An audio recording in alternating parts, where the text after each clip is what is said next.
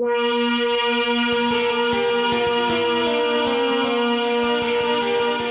is episode 353 of Wheel Bearings. I am Sam Abuel-Salmon from Guidehouse Insights. And I'm Nicole Wakeland from Carbuzz. And I am Roberto Baldwin from SAE International. There was like a pause there, Rob. You're like, wait, who am I? Wait, where am I from? There was a pause. I think he was trying to decide how to pronounce international. International. Sorry. No, I'm tired. I have to get up early on the weekend for the podcast, just so everyone else knows. I'm on the West Coast. Even though I get up like 3 hours earlier on Wait a minute. It's 8:30 on the West Coast. It's not. You're making it sound like we're making you get up at 4 a.m., dude. But it's the weekend. I'm still 8:30. I'm still usually up by at a minimum 7:30, to go walk the doggies. So exactly. I have to get up at 7:30, but yeah, I mean I have to get up at 5:30 during the week, but that's fine because that's the week. But the weekend, that's my time. That's my sleepy time because I am a night person, so I will just keep staying up and up and up and up and up and up and up, and then I have to sort of catch up on all my sleep on the weekend. Oh, I see. Okay. Fair enough. I'm just not good at being an adult. That's the moral of the story is I'm not a responsible person. I don't know how to adult. I don't know how to go to bed. If any of us were adults, we wouldn't be podcasting and talking about cars all the time. We'd have real adult jobs. Yeah, that's true. I guess I don't know what I'd be doing. I guess I'd be a designer. No, I went to school for writing, so I guess I'd just be writing about. I'd be doing my first career. Writing, which would make me even sadder. Okay. Well, I gave up my adult job almost, what years? 17, 18 years ago almost now when I quit engineering. So take that engineering numbers. Yeah. All right, Nicole, what have you been driving? So it was all Hyundai all the time for me. I've got 2 weeks of cars I'm talking about. First, I had the Hyundai Sonata, and then I had the Hyundai Elantra. So I'm all about the Hyundai sedans as long as they're not electric. Because the Ioniq 6 is technically a sedan, and that's electric. So it's kind of neat, though, to have these two back to back because you're looking at like the slightly larger, nicer, and then the slightly smaller, not quite as fancy. So it was great to have that contrast. The Sonata, the hybrid, it starts at about $30,000. The one I had was higher up the trim lineup, so it was about $3,700. 30, you wish 37,000. I know 3,700 is a deal right now. Go grab one. So what do you think? You could probably find a Sonata for 3,700, but it's probably from like 2001. Exactly. Not this one. Not this one, guys. It's about 200,000 miles on it. So what do you think for a destination? And it's the same for the Elantra. So you're guessing twice here. So it's the same. Oh man, $895. I'm gonna go $1,095. Oh, you're closer, Sam. It's $1,150. Oh, okay. Damn it. Yep. So sorry, Robbie. 2 want-wants because it was wrong for Elantra and for Sonata. So the Sonata, 2-liter 4-cylinder, 192 horsepower. So it's a decent amount of horsepower, 6-speed automatic. It's fine. I mean, the Sonata is not intended to be like a sporty car. I think it's just a nice, comfortable sedan. I think of it as like the sort of like Camry Accord kind of like group there. You want a nice roomy sedan that can hold 5 people, that is not overly expensive. Because I mean, like I said, I'm in the highest trim, so it was $37,000, but you can get one at like $30,000, which is not terribly bad for a Sonata. And this one, where it was in the lineup, it's got 8-way power seats. They're heated and ventilated up front. There's leather trims. You have like 12.3-inch instrument cluster and infotainment screen. You got like a panoramic sunroof and ambient lighting. So it feels like it's a top of the line sedan. And I still think it does what I've always thought Hyundai and Kia do really well, is to give you a lot of content for less than you pay for similar content at other automakers. And it's nice to drive. I mean, it's not I remember driving the first time I drove one. It was a long while ago. I can for some reason still vividly remember the press drive for this one. And it's a nice, comfortable sedan, and it always sort of has been. It's nice, it's roomy, it's not always. Quiet. If you go back far enough. For the last many years, it has been a nice, comfortable, roomy sedan. And so I really enjoyed driving this. I thought it was nice. It was, a couple of times I actually had 5 people inside of there. And it was still, there's plenty of room for all of us. It has a nice roomy trunk, and it's a responsive vehicle without being aggressive and sporty. You're not going to get sporty out of this. I mean, 192 horsepower isn't a huge number. So it's not going to be super responsive, but it's more than enough to get you going when you're on the highway, to get you out of your own way, to make it so that you can feel like you have enough power to merge into heavy traffic. Or if you're trying to get around that slow guy, you can merge around that slow guy. I had miserable traffic driving back from Boston, that kind of traffic where you keep getting the guy going like 5 miles an hour in the left-hand lane, blocking everyone. So I was doing some maneuvering to kind of get it. I'm like, this is actually not bad, as I was maneuvering through rush hour traffic. So I enjoyed driving the Sonata. I think it's a decent vehicle, and it's a good value at, between 30, like I said, 37 for this one. But if you just don't want the leather seats, if you don't want all the fancy, you're still going to get a decently equipped car for 30 grand. So I'm a fan of the Sonata. Actually, like technically, Sonata. You can even go under 30, because the SEL starts at 27.5. Yep. And then so 28.5 with delivery. Yeah. So, you can get, comfortably under, you can get comfortably under $30,000 for a Sonata. Which is nice, because also, Hyundai, I still have people that don't realize that Hyundai and Kia, that they think of, like you were saying, Sam, it wasn't always a great sedan. They're not that. They're not what they were when it was a new brand, I guess, in the US, that they truly are great vehicles. I wish more people would give them a chance, because I think they're missing out when they write them off just because they're not the brands that they're used to, Well, I only say that because I'm old enough, and I grew up in Canada to remember when the first generation Sonata debuted in Canada. This is before they started selling cars in the US. So they came to the Canadian market first. Mm-hmm. It was one of their first export markets in the mid 80s, or probably about 82 or so, with the Pony, the original Mm-hmm. Pony. And then a few years later, they brought out the Sonata, and that first generation Sonata, Hyundai actually built a factory in Quebec.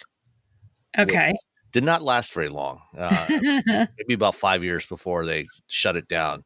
And that's where they built the first generation Sonata. And, the main thing that Hyundai's had going for them at that time was that they were cheap. Yeah. And anybody that wanted a cheap car, Sonata, you had actually a surprising number of choices of really cheap cars at that time that were available in Canada that weren't available in the US yet. You had Sonata, or you had Hyundai, and you had Lada, the Russian cars. Oh, wow. Yes, they sold Ladas in Canada. Both Are there no laws in Canada for protecting its citizens? Just lawless crazy. Apparently there was not. And so they sold, was it the Fiat based sedan, this boxy little sedan, and then they also had the Niva, which was their little SUV, mini SUV. Did you drive either of those? Did you ever I never drove a Lada, but I knew somebody who owned one. And are they still alive? No, I'm just kidding. It didn't kill them. He didn't die while he owned the Lada. Okay, good. But eventually upgraded from that to a Hyundai. So yeah. So okay, so that's the Sonata. Then this week they're like a step down, but also kind of a step up, because I have the Elantra, but I have the N line, not the N.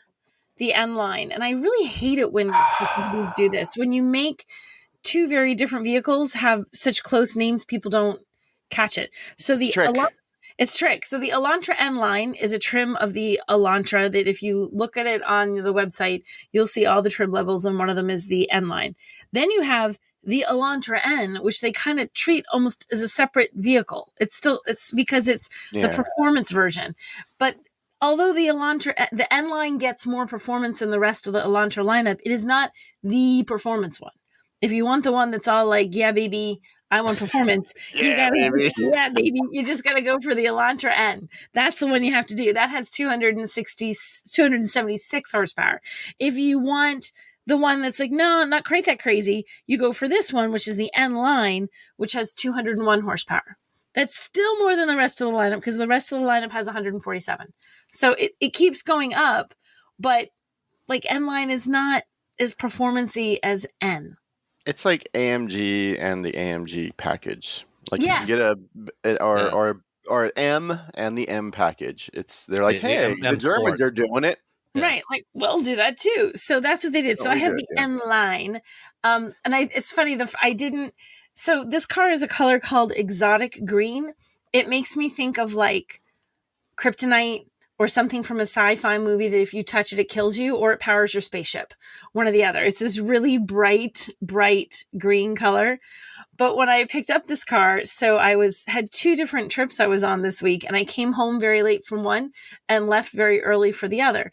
And they had swapped cars. I'd taken my first car to the airport, was my own car. I took this one to the airport, the second one. It was dark. I didn't have the lights on outside, and I was tired. I didn't realize how bright this car was until I got truly to the airport, and I pulled into the parking garage with the lights, and I was like, whoa, like it's really, really bright. I'm like, oh my gosh, this is a bright car. Well, even if I'm too tired to remember where I parked, it will just glow in the corner of the parking garage at Logan Airport, and I will see it.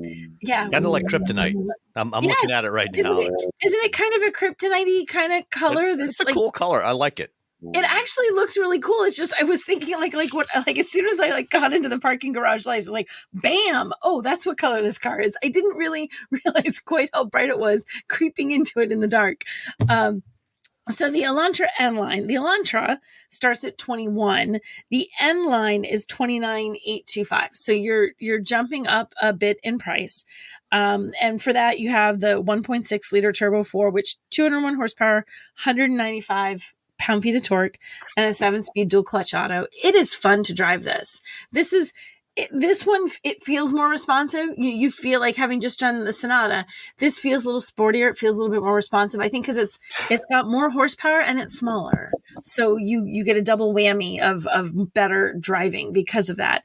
I found this really fun to drive. It is the smaller though.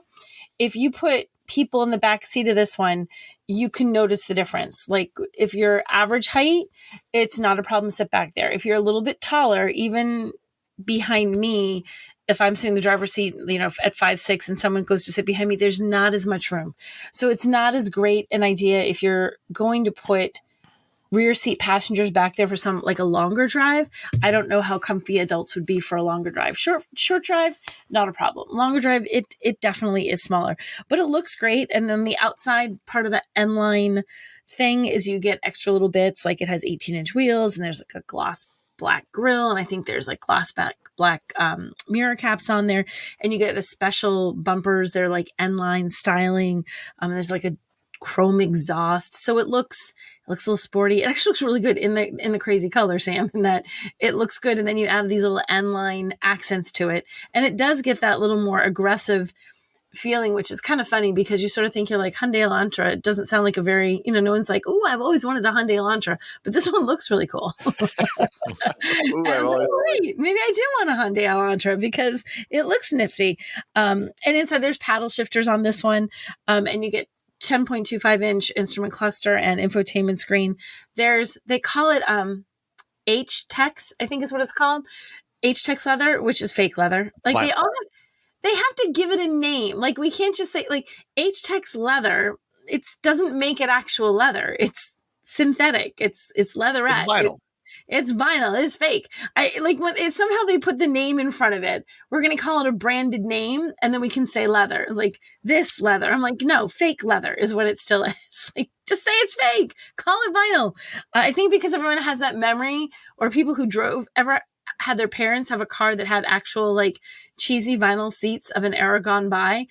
Like no one wants that. You say vinyl and everyone's like, ooh. What? But you slide around whenever you go around a corner. You do, wee, back and forth. But this is vinyl, the fake, their H-Tex leather, and it has some cloth, so it's like a dual textured surface. And you get things like dual climate control, and there's like sports seats, so it looks a little fancier. It hugs you just a teeniest bit. So this is definitely more fun to drive than the Sonata. I mean, you feel the fun level. What is the N has that, the actual N has that grin, that button, what do they call it? N grin or something. There's like a button you can push. Smile or grin. Yeah, and it's grin mode. Grin mode, and it's supposed to make you smile. Well, this doesn't have that, but it's still made me smile more than the Sonata. The Sonata feels like I am a good little sedan. I am reserved. I'm getting the job done. I am all about getting people where they need to go and being comfortable and being reliable and just getting you. The Elantra's like, yeah, okay, sort of passenger comfort, but also I want to be fun. It's like the fun little sister. So I had fun driving the Elantra, and I liked it. And even though it was brilliantly green, which I still like what was it? I had the Bison the other week that was nitro yellow, whatever the heck that color was. It was crazy. Once again, if you want to sell your car to guys, the weird colors, like they were something, or friends had young kids, all the boys are like, look at that car. I'm like, you have no idea what it is, but because it looks like that, they want to buy it. Grabs your eye, grabs your attention. Right? Like, so immediately, like, what is that? I'm like, it's not as cool as you think it is, but come on over and take a look. So, yep. So those were my tale of two Hyundais this week. Excellent. All right, Robbie. So did you have something exciting too?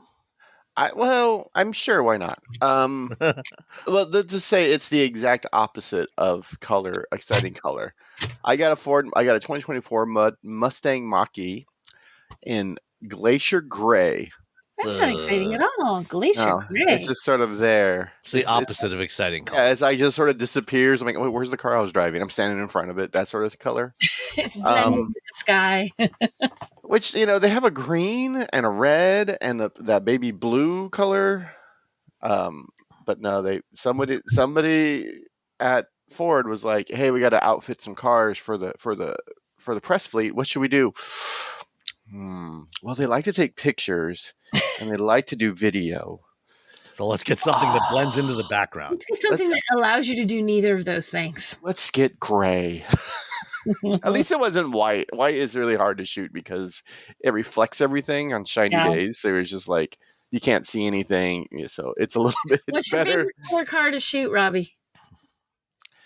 I don't know. Greens and blues are probably really nice. Oranges, reds. Really, anything that's a color. That's that's really the thing. Anything that's a color. Black is difficult. White is almost impossible, and gray is just like. It works. That's what gray is. Gray is it works. They also have that vapor blue metallic, which when you look at it, it's a gray that just barely has a hint of blue to it.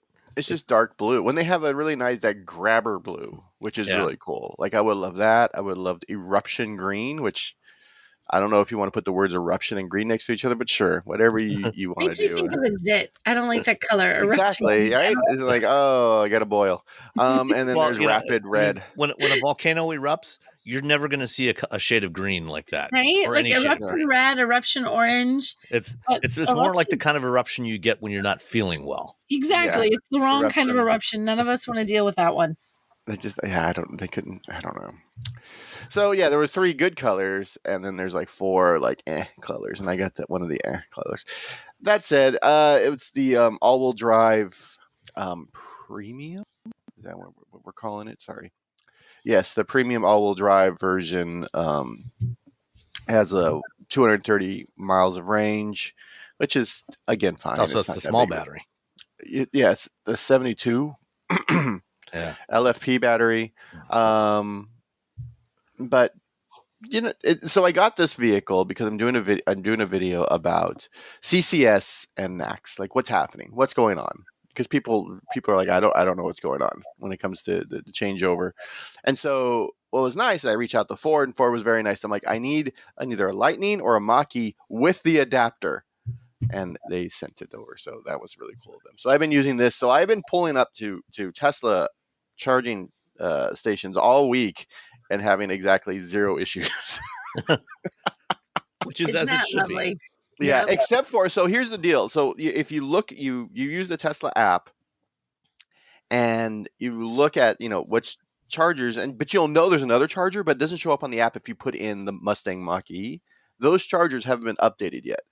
So there are charging stations and locations that haven't been updated to work with the Fords or the Rivians yet. So I try to go to those anyway, and those ones, they're just like, what do you do? I think what it is, those are the older version 2 superchargers. So when they say, when they announced that they were doing this, when Ford announced they were doing supercharger support, they talked about 15,000 chargers on the Tesla network, which is and it's a little bit. I think it's like 17 now, but it's a little more than half of the supercharger network, because a lot of the superchargers that are out there are still the older version 2. Those they don't have the capability to be upgraded until they replace them entirely with version 3 or maybe someday version 4 chargers. So the version 3 chargers are the ones that actually work. Yeah. So, and there's, if you look at them, you can't really tell because there's, they're all different shapes and sizes. I did find a place with pull-through chargers, which was great. And it's next to a place that sells slices of pizza. So, and next to it is an EVgo. So I went, so that's my new favorite place to charge. But yeah, no, using the charging, adapter, it's pretty seamless. I had one Tesla person come up to me and they were very excited the idea of seeing other EVs at Tesla charging stations. I'm so that was surprised nice. at that. Yeah, no, she was like, "Oh my god, that's so cool!" I'm like, "Yeah, that's you can charge these and Rivians, and then other automakers will have adapters, and then they'll eventually have the Tesla port." And she's like, "That's awesome!" And we talked a little bit about gas prices and how she got her Tesla because she was paying too much for gas, and she's like, even now when they raise the price, she's like still cheaper than putting gas in a car. So I'm like, "Oh, there you go." Mm-hmm. Overall, all-wheel drive Mustang Mach-E, it's a great little car. I remember when the first one that came out, I remember driving and being very impressed with what Ford had done.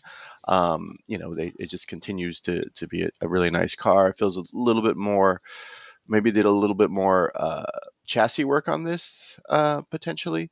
I do remember the Mustang Mach-E GT came out. If you stepped on the accelerator too quickly, the front wheels would spin, which is kind of not what, that's sort of not great for, you get all-wheel drive because you want that, want it to grab in a straight line. So yeah, I think they've done a little some good work on that.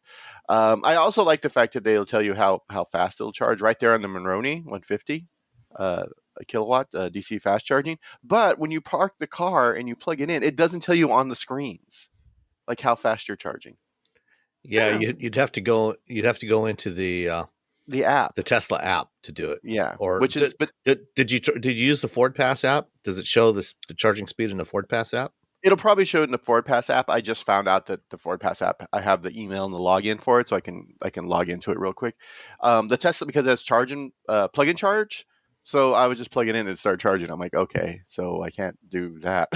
Yeah, I can't check that, but no, it charged. It was fine. And it starts charging a lot faster than if you use plug and charge on an Electrify America charger. Like, on an EA charger, sometimes it can take a couple of minutes before you're saying it charges quicker at the Tesla than it does on the. Well, the time it takes to initiate the charging, like from the time you plug it in until it actually starts flowing electrons, on a supercharger, it's usually about, my experience so far has been about 20 to 30 seconds at most. Whereas on an EA charger, it can take a couple of minutes or more before it even actually starts flowing electricity, just sitting there authenticating and everything. It has that weird countdown, like while it's getting ready to charge. If you just go up and push continue, it'll just stop it and go to the next portion. There's like a weird, like, hey, you sure you want to do this thing with the EA ones? Mistake. Yeah. I'm not quite sure why that's it. Yeah, but it charges it does start charging much quicker on the supercharger. Like you plug in, it's like click. I'm like, is it doing it? Oh, I guess it is. Well, pizza time. I think we've talked about the Mustang Mach-E a bunch. The all-wheel drive version, it's quick, it's fast, the chassis feels really nice. It has $1,000 for that paint, which seems for the gray paint. Sure. You know what? We had to pay like for our Ioniq 5 that we got. Like they only had white available, but the green one, the paint is free. The paint is like $500. I'm like, who's paying for white paint? Weirdos. Who's fleets? What's happening? So yeah, and it looks like we own a fleet car now. It had Blue Cruise. Blue Cruiser is fine. It doesn't seem to disengage as much as it used to. I still wish that there was some other additional thing that showed you when blue cruisers turn on and off, but they've done a much better job. Before it was just like kind of blue. Now it's like the whole thing's blue. The dash cluster, so that's great. Yeah, no, but it's for this video, I'm trying to tell people that they don't need to panic at the FCCS. So that's one thing, and the other thing is like you're going to have access to this network, and the don't panic thing I think is going to be fine, and I think the access to the network thing is going to be huge because it just works. Like every time I go to one where it's supposed to work and I plug it in, it just does the thing. That's it. And I don't even have the app installed. Like I have the app for my account, but I don't have it for this account. So I don't know I just plug it in to the adapter, plug it into the car. Ta-da, electricity. I'm either shooting, B-roll or I'm, eating pizza, one or the other. And then I'm done. I walk over and the car's ready to go. Easy peasy, lemon squeezy. You know what you should do for one of your SAE pieces is get some of the third party adapters that are out there now. Like Electron's got one. I don't want to burn. I don't want to start a fire. Well, I mean, those two at least I think are UL certified now. Oh, okay, that's cool. And just Tom just did one. I just saw a thing about the Electron versus the Tesla one. Yeah, and but try those. I don't know if Tom has tried those with. I know I've seen him do videos with Ford vehicles, but if you could try it with some other brands that haven't been officially certified for supercharger use yet, like take a GM vehicle or something else, so that because there's a few supercharger locations that have magic docks like the one near me here, but for all the other ones that don't have magic docks, see if those adapters will work with other brands. I was thinking about that, but at the same time I don't want because I have two EVs right now, and they're both Hyundais, and I have the adapter is the adapter. It'll work for Ford, it'll work for Rivian. Those are the two that'll officially work with. I don't want to plug I don't want to brick my car. No. I'm not saying to do it with your car. Brick an OEM car. Yeah, do it with a press vehicle. I'll brick it. So I got someone. I don't think it would brick it. I think it's just. I think it just won't. It's how they're going to charge or not charge. Yeah, I think it'll just say I can't charge. Like whenever I try to plug into those non-supported supercharging locations, it would just say, "Hey, there's an issue. This isn't working." Yeah. Maybe go somewhere else, like we told you to in the apps, like as opposed to winging it and doing your own thing. Stop that. Yeah. Instead of trying to do your own thing, just stop. Anyways, so yeah, the Ford Mustang Mach-E, the premium all-wheel drive version, it has a starting price of it's $47,000. Okay, that's how much it cost. You can buy the. Let me go back. Boop. They start about $40,000, so you can get a Mach-E for about $40,000, and then add all the things. Don't get the white paint or gray paint because it's going to cost you $1,000. And let's say destination delivery fee. $14.95. I was going to say $12.95. Oh, $18.95. Oh my gosh. Yeah. So they lowered the MSRP and cranked up the delivery charge. Yep.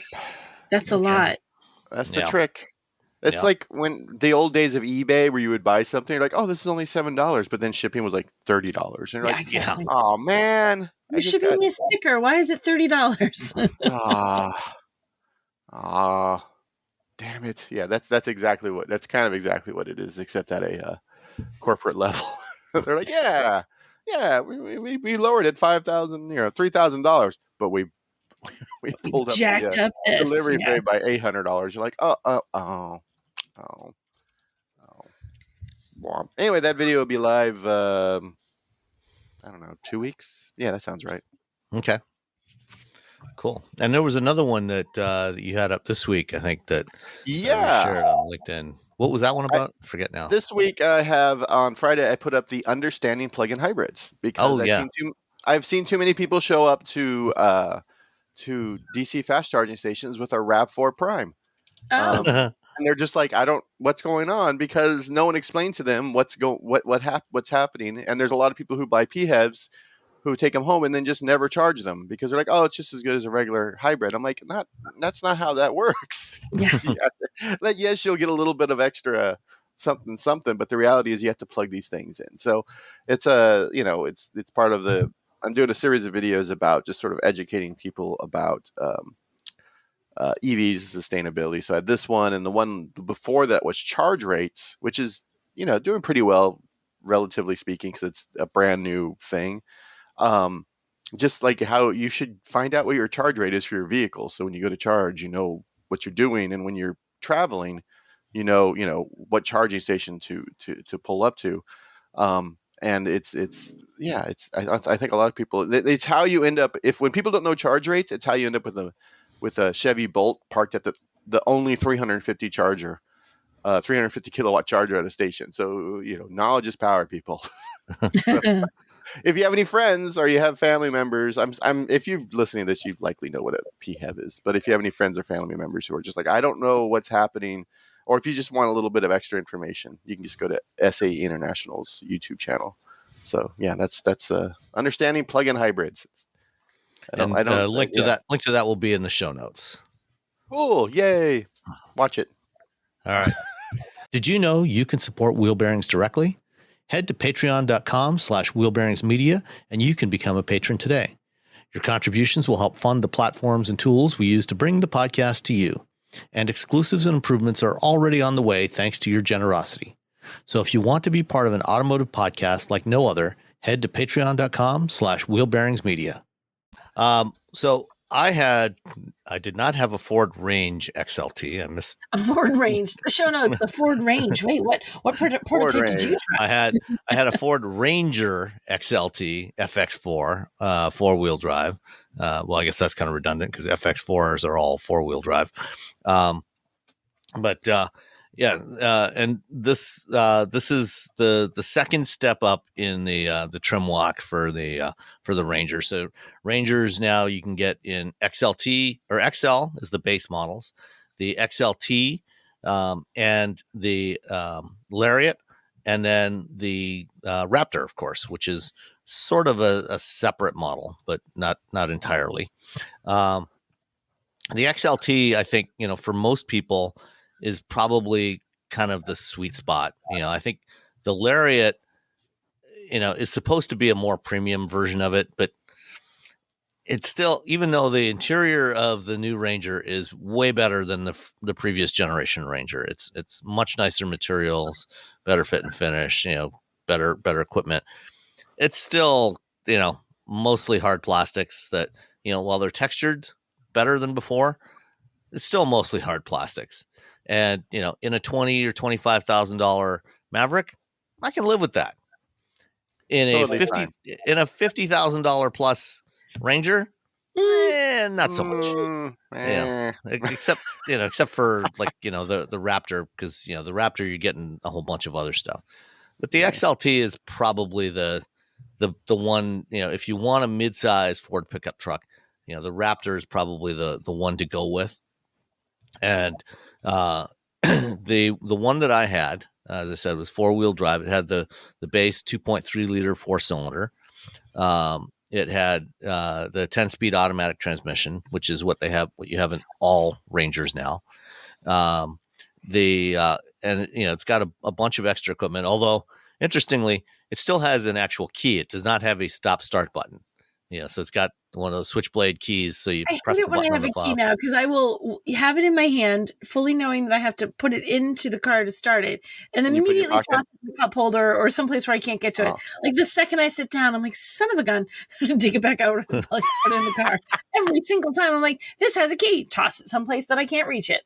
My BRZ still has a key that's like 6 inches long. It's like a blade, and it doesn't go into anything. It just like sticks out, and it's put holes in some of my, like, I wear shorts most of the time when I walk around. So I have to have like my shorts like sewn up because it's just like a stabby thing, and I'm just like, Well, at least this is a switchblade key. So, the blade, yeah, the the switchblade metal keys are part nice. actually folds up into the fob, which is Mhm. nice.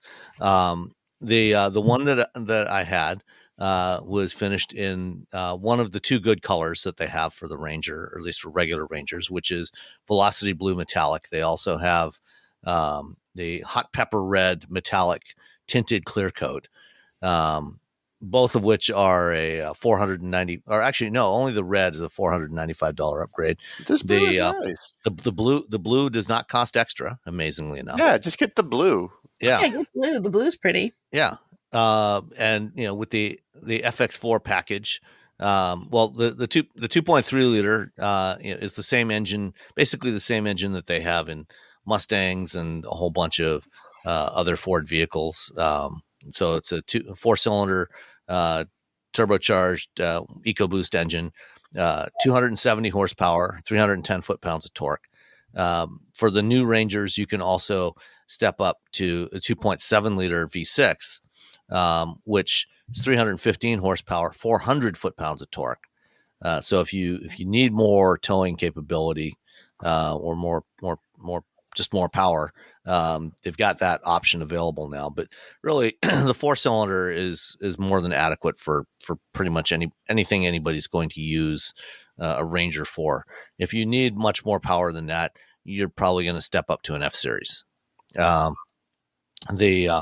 FX4 package gets you a bunch of 4-wheel drive related stuff. So you get running boards, which the FX4 is, they call it an off-road package, but it's probably if you're really going to go off-roading, it may not necessarily be the one you really want. So you've got running boards, but those are, if you're going to try and do some rock crawling with this thing, it's the running boards may well end up getting bent up, if you're crawling over rocks.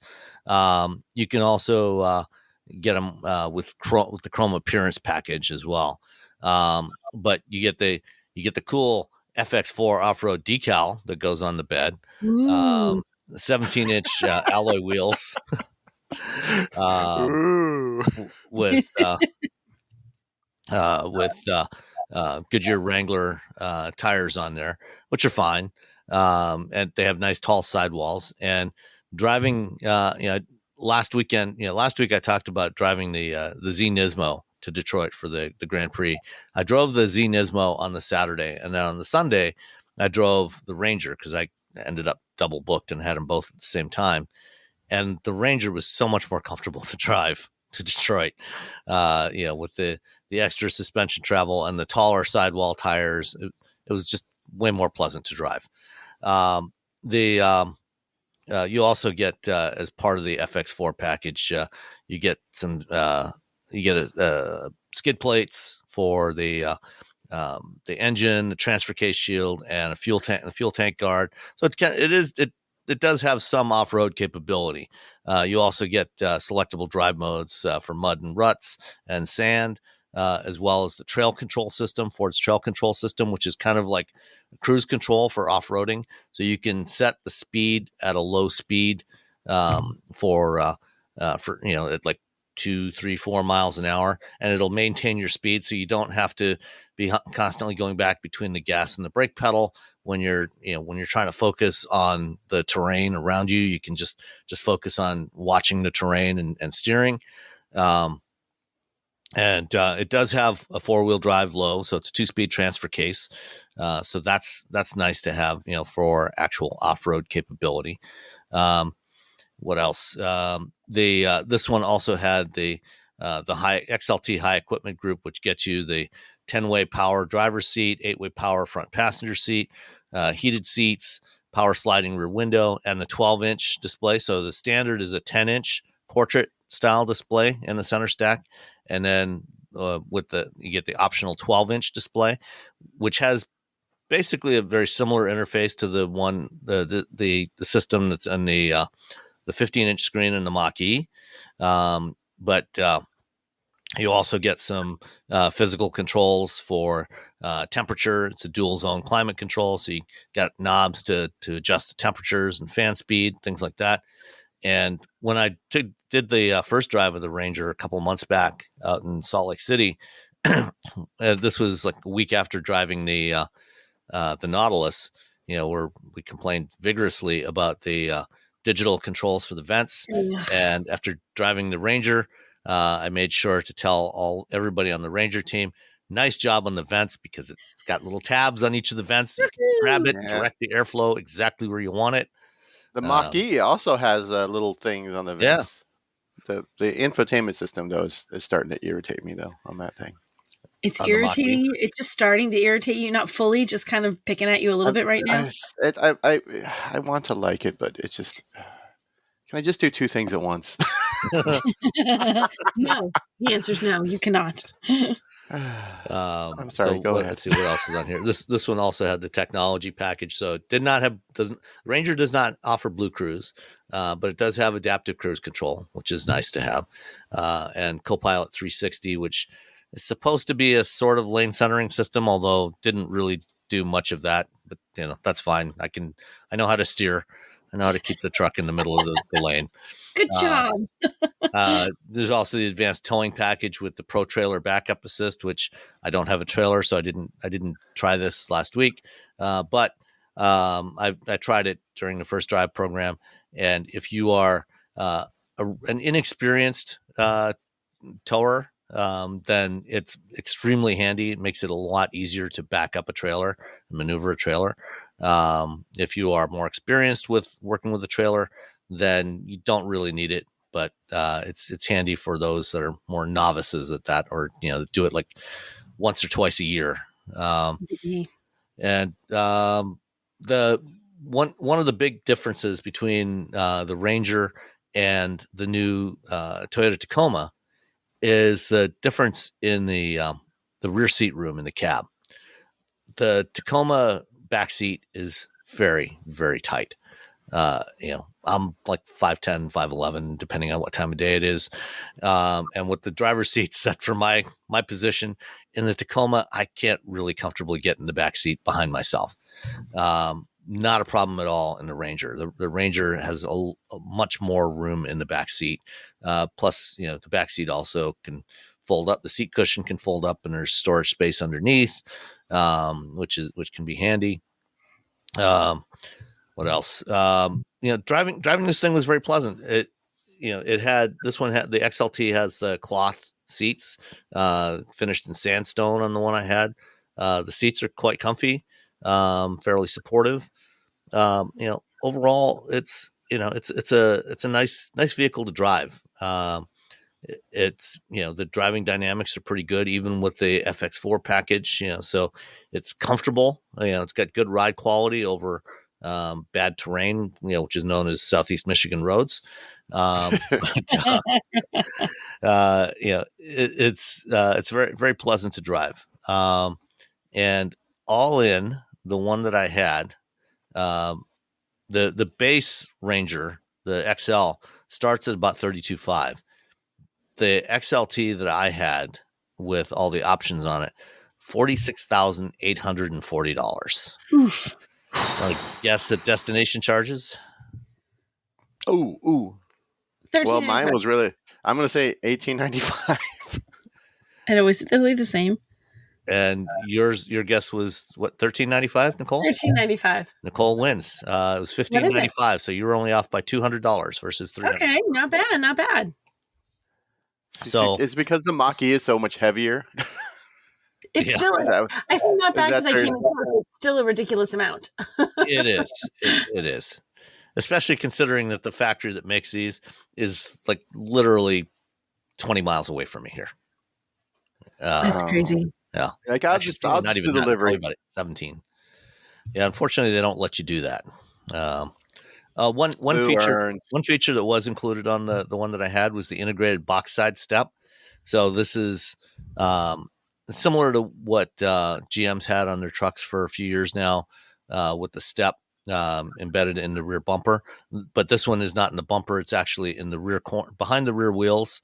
There's a step in there, so you can step up to reach stuff in the bed, especially on an FX4, which is lifted a little bit compared to the regular ones. Makes it a lot easier to grab stuff out of the bed if you need to. That option. That's a $215 option. If you're gonna get a 4x4 Ranger, I would definitely recommend getting those. If you're getting the 2-wheel drive, you may not need it. Depends on how tall you are, but definitely get it if spend that $200 if you're getting the 4x4. So that's the Ranger. It's a really nice midsize truck, but all trucks except for the Maverick are too expensive now. It's just it's absurd. It's it wasn't that long ago that $47,000 would have got you a really nice F-150. Yeah, and now you're gonna get a pretty basic F-150 for that kind of money. Mm-hmm. Which isn't great. Yeah. Everyone started saying, "Hey, I want my truck to be a luxury vehicle as well." And they're like, "Yeah, you do. We're gonna start making charging luxury prices." Except that this isn't. It's not even a luxury vehicle. I mean, it's got a lot of features, but it doesn't feel like a luxury vehicle. And when I first drove, the previous generation Ranger in about 2019, I think, that one was a Lariat at that time, which was $43,000 at that time, and I complained that it was too expensive and you should get the XLT instead. Mm-hmm. And now this one is $4,000 or $5,000 more than that for an XLT, and it's still not worth that much money. It's just it's dumb how expensive these things have gotten. Just buy Maverick. All right, let's get on to a few other items of the week. Let's stick with Ford trucks for a moment, although this isn't really a truck, but they call it one.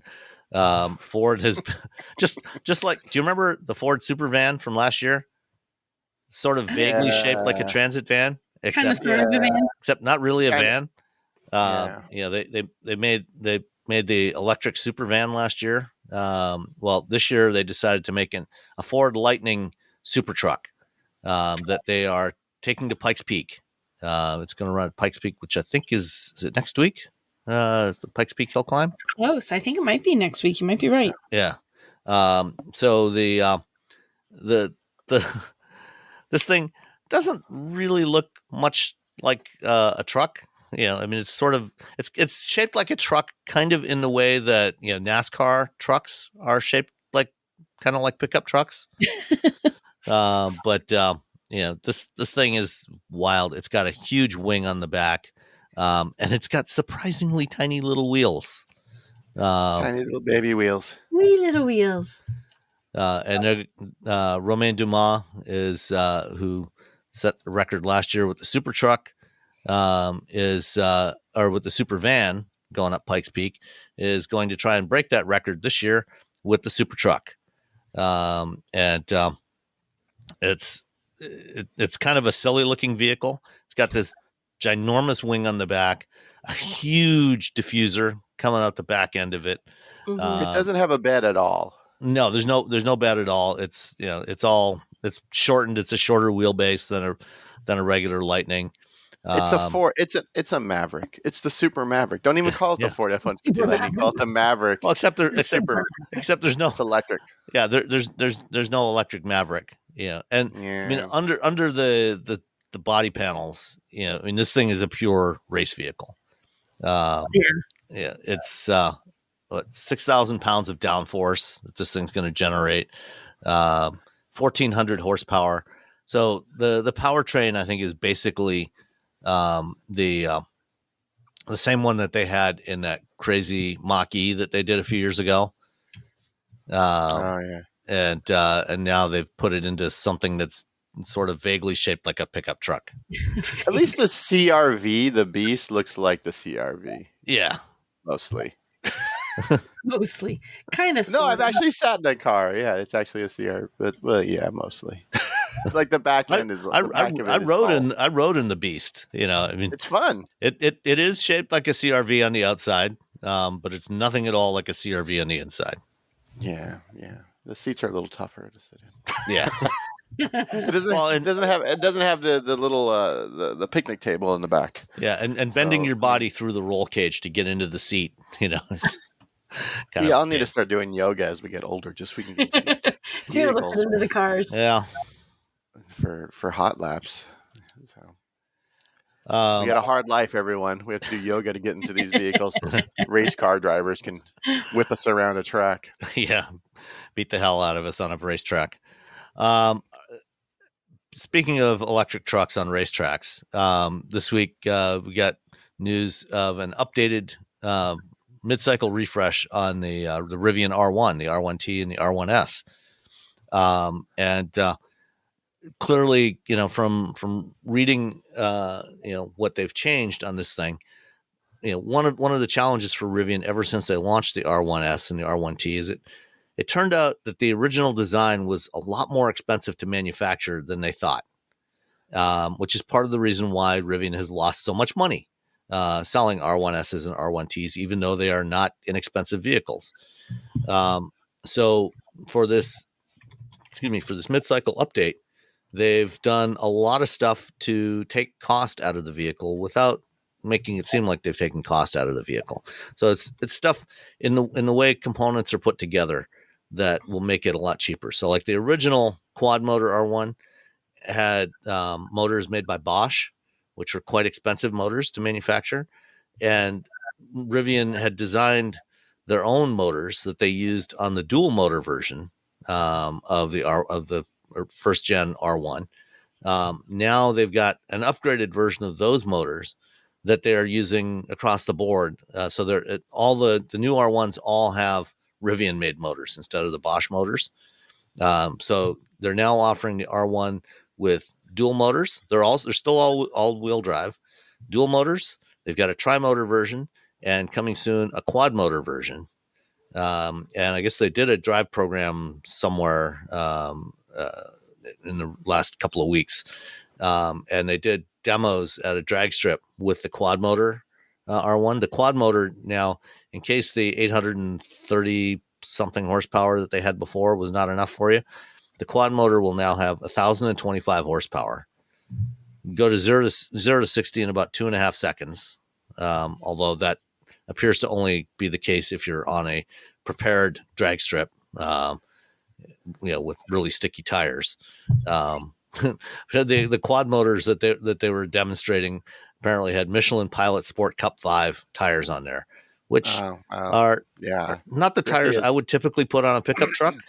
Yeah, they're not your usual. And also, a pickup truck shouldn't go from 0 to 60 in 2.5 seconds. But that's an argument I'm going to have for the rest of my life. That's the hill I'm going to die on. Well, there's probably nothing that normal Someone people run me drive that down. should be going that fast. Yeah, no one. You should probably have a racing license to be allowed to drive a vehicle like that. Yeah. Probably. Yeah. That's not going to happen. I get in cars with other people driving who aren't like journalists or professional drivers. They're not good. No. Some people are fine, but yeah, even people are like, "Well, I'm a really good driver," and I get in the car with them. I'm like, "No, you're not." You think you're a really good driver. In actuality, you're not.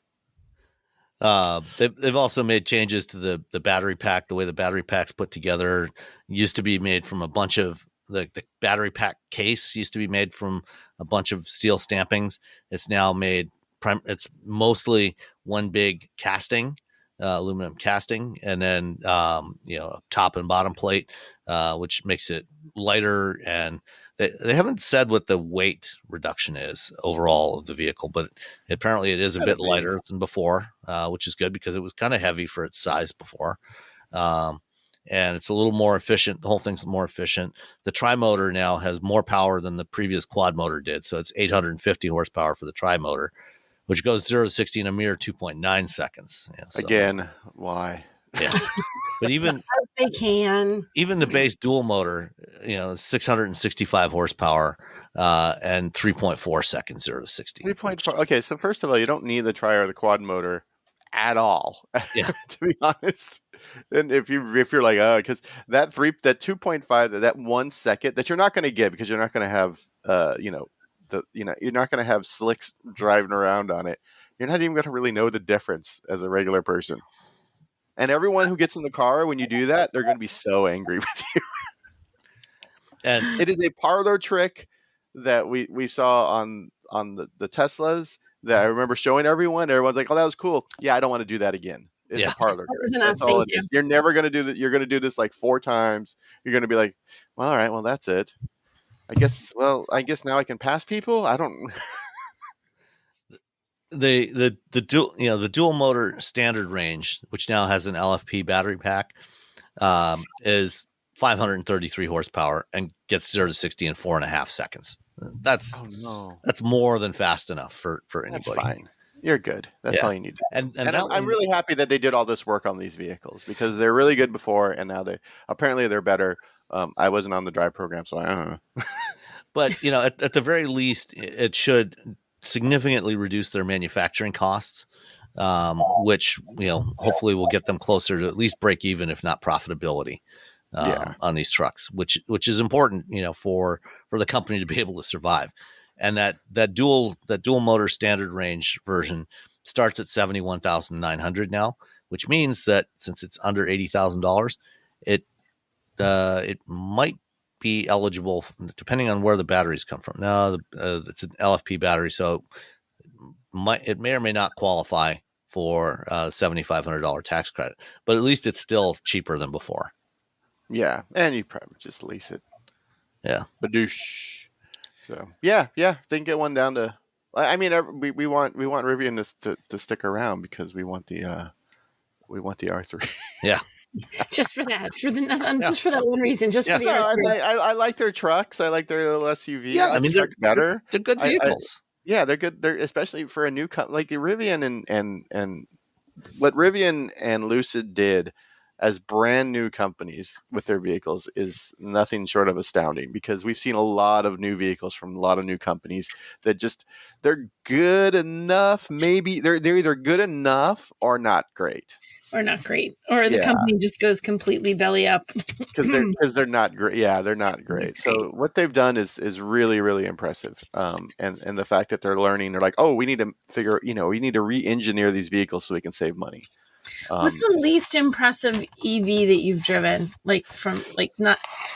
Is it a major companies or is it a minor startup? I guess I would say. Least, it was probably the VinFast. The VinFast. What about you? It just felt like it was like 80% done. That's what I agree. VinFast wasn't finished cooking. It didn't. Yeah, they haven't finished baking it yet. Like a little raw in the middle, a little doughy. Yeah. Yeah, a little doughy. Yeah. A little bit doughy in the middle. Yeah. What about you, Sam? I mean, I haven't driven the VinFast, but I guess some of the compliance EVs that came out in the early mid 2010s, like the Focus Electric, was not. It was okay, but not impressive. Stuff like that. That's probably the least impressive stuff I've driven. Most of the other newer stuff, I guess, of other stuff, that's higher volume. The early Nissan Leafs would be the other one. It was impressive what they managed to achieve at the price point they did at the time, but the performance wasn't spectacular. Range was particularly not great on those. Mm-hmm. And as we've seen with those, because of the air-cooled battery that they used to keep the price down, the batteries didn't hold up very well. Everybody else that used liquid-cooled batteries, the batteries have a lot better durability, which is why everybody does it that way now. Nobody else is doing air-cooled batteries for EVs. So I remember I did a Leaf review probably about 7 years ago, and it was everything that's supposed to be in an EV. It did all the things it's supposed to do, but it just was boring. It just felt very boring. Yeah, it wasn't a bad car. It just felt very boring. But the VinFast that very much feels like, okay, well, I guess you're trying. You get an effort star. VinFast wasn't my worst because I felt like it wasn't finished. Like you said, wasn't finished. Like, guys, if you just finish this, it might be okay. They sort of, I don't know. I think they sort of knew that it wasn't finished. My worst truck was the Endurance, or my worst EV, the Lordstown Endurance. Oh wow, that's Yeah, that's not I even. never got a chance to drive. I was supposed to drive that one, go for a drive in that one with the CEO, and a couple days before, the PR person called and canceled, and he said he's not going to be available, Yeah. and we got some other stuff we got to do, and then things rapidly went downhill from there. That was it was so heartbreaking when I drove that one because I drove it at the Nactoy Drive, and it was. I wanted that truck to be cool. The people that were there were so excited from the company, and you're like, oh man, this is bad. like it's they really hard when they're so excited. They're just kind of like, here's our vehicle, have fun, drive it, enjoy yourself. But when you have really, really engaged people from an OEM, you're like, oh, I don't want to tell you what I think face to face. Oh, do you think they were really excited, or if they were like, "You got to be excited. Please be excited. We know this isn't up to par. You know You what? gotta be. You gotta get it. It Because you was know what? weird. It's your job. It's your job. You gotta be excited. I think the people that were there, and who was the one engineer? I've forgotten his name, and he was an executive for the company. It was over a year and a half ago now, and I've forgotten. He was there, and he was talking about it and his enthusiasm for the tech within that vehicle, but it just looked like it was so rental car inside. It was so bad. It was just, I'm like, no, this is no, it just doesn't. And it was fine. Well, that part was probably not so much of an issue, because it was always intended to be a commercial truck. It was never meant for consumer sales. It was a work truck. Yeah, but it was just such a. It's not good. You can just say it was bad. It was not good. I mean, they're not around anymore. Lordstown was a boondoggle. I mean, to be Yeah. honest, it's like, hey, well, Workhorse didn't work out. How about we do this? We start a new company, and then every truck we sell, we have to pay a licensing fee back to Workhorse because the CEO of Lordstown is also the owner of Workhorse. Where you're like, wait, hold on, what? And then they sued the Workhorse sued the Postal Service because they didn't give them the contract for the new Postal Service vehicles. Like, you didn't even make anything. You didn't even make anything. Yeah, boondoggle. They're a boondoggle, and I think Fisker's become a boondoggle. I like that word. Boondoggle. It's a fun word. It's a fun word. It just says everything. Like boondoggle. It tells you it's crazy. It sounds a little bit off kilter. Yep, boondoggle.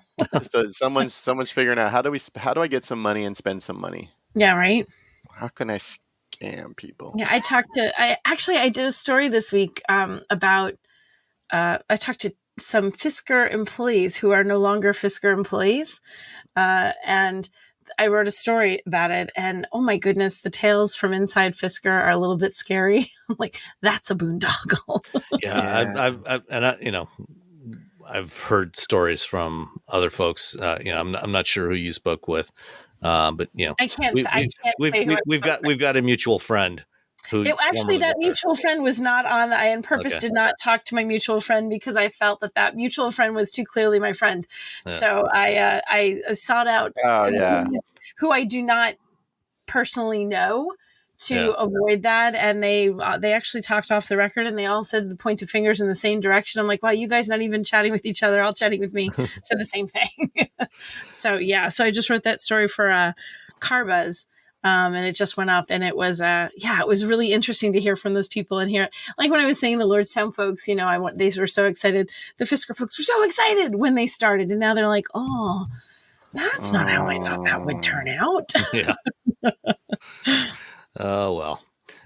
One last item about the updated Rivian R1s. They also completely revamped the ADAS system, and they've got a new compute platform in there for that's running 2 NVIDIA Orins, which are really high performance chips. They now have 8 megapixel cameras all around, and 5 radars, and including the forward facing radars and imaging radar. So it's a high resolution radar sensor. And they say that later this year, they will be upgrading the software to enable hands-free capability, which they don't currently have. They're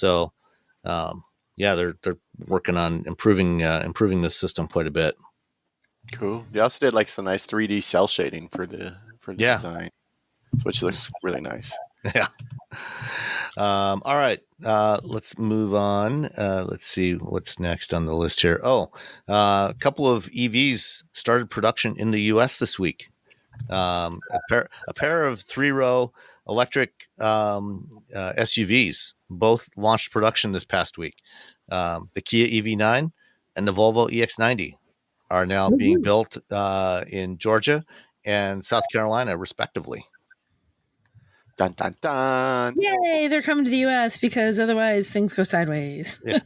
Well, I mean, yeah. the EV9's already been on sale here, but now you'll be able to get the tax credit on it because it's Right. built in West Point, Georgia. And same with the maybe with the EX90, we don't know the final pricing yet, so it depends Right. on the pricing whether or not that one will be eligible. But at But least it won't have built here. Yeah. At least this. So that's good. And then they also said that what the Ioniq 5 is going to start in October at the Meta plant. It's probably That's I think cool. probably pilot production in October, right? Yeah.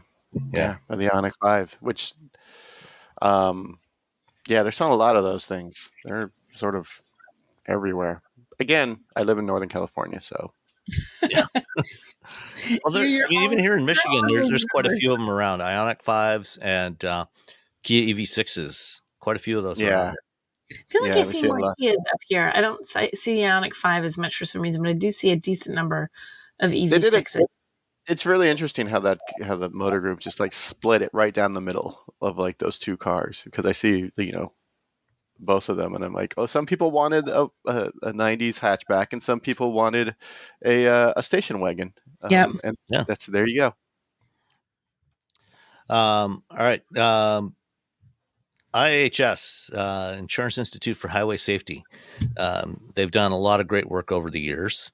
And one of the things that they do on a regular basis is they buy a bunch of vehicles and they crash them. They have their own crash test facility. And then based on the results of those crash tests, they give out, if vehicles do well enough, they give out top safety pick and top safety pick plus ratings. And automakers love to get those top safety pick pluses and top safety picks because they advertise them aggressively in their ads. If they're I think a lot of people shop that way. Like people look and say, I'm looking for these vehicles. Oh, wait, that one that's not even look. That one doesn't have good ratings for safety. Yeah. This one does, so that can cross you right off the list if you don't get a decent rating. Absolutely. I mean, Hyundai and Kia, are particularly aggressive with calling out all their top safety picks that they get. And, a lot of people like to drive big SUVs because they think they're safer. Not always so much. Yeah, sometimes they do well, sometimes not so much. Yeah. The most recent batch of tests that they did the Jeep Wagoneer, the Chevy Tahoe, and the Ford Expedition, and only the Wagoneer got a top safety pick this time, and even there, it got a marginal rating for its seatbelt reminders, and also for the moderate, the small offset overlap test. It was a particularly hard test. How does the seatbelt remind? How do you rate that? It either reminds. I'm really genuine. Does it give details like it works or it doesn't work? Like what makes it not good? It's not a loud enough reminder. I don't know. I haven't looked at the specific. Seatbelt reminder rating is based on timing, duration, volume, audio frequency of warnings triggered when occupants are unbelted while the vehicle is traveling above 6 miles per hour. So the one in the Wagoneer does not make you want to stab your eyes out with a fork, but the one in the Ford Expedition apparently, because it got a good, is like, put your seatbelt on. Wah, wah. It's like a red alert noise. You're gonna die. Yeah. That small overlap rigid barrier test is a particularly hard test to pass. Mm-hmm. And this is one where they crashed the vehicle at 40 miles an hour into a barrier that is overlapping. So it's 25% overlap of the vehicle. So the barrier sticks in 1/4 of the way across the vehicle. So essentially what they're trying to replicate is what you would get if you had partial head-on collision. You know, if a car came across the center line of the road and they clipped each other, that's what this is trying to reproduce. And the Tahoe actually got a poor on this one this time. It had previously been tested and got a good, but evidently they made some changes and it got a poor rating this time around. And the Expedition only got a marginal on that this time. Yikes. Yeah. And in fact, the Expedition, if you watch the video, I'll have the link to that in the show notes. If you watch the video, you can see that, you know, part of the A-pillar area was actually peeled away by the barrier as it went through. No way. And so there was quite a bit of intrusion into the footwell area of the cabin.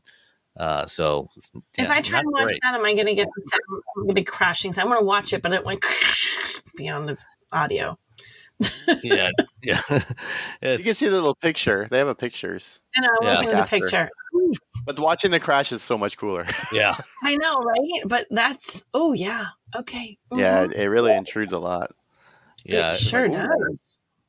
Yeah, it's not good. So, you know, just because don't select a big SUV just for safety reasons, because there's no guarantee that it's actually going to be safer than driving a smaller vehicle. Yeah. Yeah, there are some big SUVs or larger SUVs that actually do quite well. That got top safety picks previously. The Audi Q7, the Wagoneer got one. The Rivian R1S, Audi Q8 e-tron, and those all got top safety picks during previous rounds of testing. Audi did really well because they're also So Audi, a Jeep, and a Rivian. Yeah. All right. What else we got? The Toyota Crown Signia. So did you go on the Toyota program, Nicole? I did. I think I drove. Yes, I drove. God, that's horrible. Yeah, yes, I think I drove this. It was a month and a half, 2 months ago. It was a long embargo on this one. Did I? Maybe I didn't. I don't think I did do that one. That was recent. I don't think I did do it.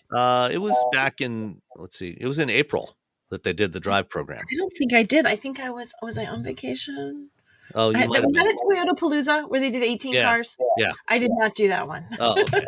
Well, I didn't go to that program either, but I did drive the Crown Signia at the Mama Spring Rally, and the embargo's lifted on that. What do you think? I liked it a lot better than the Crown Sedan. Oh, yeah? Yeah. I mean, the Crown Signia, they call it an SUV, but come on, it's a station wagon. It's an ever so slightly lifted station wagon. You cannot call it that. I know, but it's a wagon. I mean, you look at it in profile. It's a wagon. Okay, look at this wagon, and it's actually a really nice looking wagon, and I like it a lot. It's like the Crown sedans, it's hybrid only, so it's got good fuel economy, very roomy inside. In fact, much better packaging, I think, than the Crown sedan. You got lots of cargo space in the back. You get good headroom in the back seat, better so than in the sedan. I think it looks better than the sedan. If you're looking for a larger Toyota, and you're thinking about the Crown sedan, give the Crown Signia. They label it an SUV. Don't think of it as a wagon. We know what it is, but just don't think of it as a wagon. Don't think of it that way. Just like the EV6, we know what it is. Yeah, exactly. You can call it what you like, but we know. We know. So it's really good. I liked it a lot. I'm driving around in my large hatchback. Yeah. Nope. And then earlier, Robbie, you were talking about plug-in hybrids, and Johnny Lieberman wrote a piece in Motor Trend, complaining about PHEVs, saying just say no to plug-in hybrids, and he made some good points in there. I don't know if you guys have written. I started to read, but what was the good points? Give me the too long didn't read. I was hearing that whole thing. Go back and find it now. I mean, I understand like where he's coming from. It's not as like as explosive and hot takey as it sounds. Yeah, the headline makes it sound worse than it is. Yeah, it's. I mean, I understand where he's coming from, but also, I think as auto journalists, we start getting like our judgment and how we see the world. It gets a little bit clouded because we don't see how regular people do things. And I know a lot of auto journalists who just hate the idea of PHEVs. They're like, why are you dragging this battery around all the time? Why? I don't get it. I don't get hating on PHEVs. It seems silly. It seems to me a little bit like there's people we have in our industry that hate on EVs too. Like EVs are stupid. There's people who I can't hate on one technology. Like, yeah, I mean, it depends on your use case. Right? Yeah. It's exactly what I was going to say. Just because it's not right for you, you know what? Don't buy one. But somebody needs that hybrid. Somebody needs that electric. Somebody needs that truck. Someone needs that giant SUV. Someone needs that tiny little hatch. Like the reason there's so many things is because there's so many people with different wants and needs. So I don't hate on PHEVs. I honestly think they're great. Part of what I like about them is they give people the opportunity. People who are afraid to just jump right to electric because it's a little like plugging in your car. No. This gives you the happy medium of I can plug in, I can get used to the idea of a charging network. I can take advantage of it. I see how it kind of works. And I can also use gas, so I don't have to panic. Because there's a lot of people who are still really, really worried about running out of juice on an EV. Mm-hmm. So I'm a PHEV fan. I think they're a great idea. A lot of people will go to that as a little in between step. So maybe their next step is an electric. So you get more people into an electric, accepting it, being willing to try it eventually because they had a little PHEV experience. Yeah, I mean the big point Johnny makes in this piece is that a lot of plug-in hybrids don't get plugged in. And we've said that here. Mm-hmm. Do not, if you are thinking about a plug-in hybrid, if you don't have a place to plug it in at home every night, do not buy it. Right. Just buy the regular hybrid. Just forget the plug, because otherwise, if you don't plug it in, you are dragging 200, 300, 400 pounds of battery around. That's just dead weight. And in some cases, you're losing on was it cargo space? Yeah, I know the 4xe like it has a little bump in it. It's not a lot of cargo space, but it's there. A little bit. Yep. Yeah. Well, it's like anything. If you buy a giant pickup truck and you never, like a full size truck, and you never bring anything anywhere more and than you think putting 4 bags of mulch in the back makes it right truck stuff. Same kind of thing. You're wasting. You're spending a lot to have stuff you don't need. You're paying for it and all these things.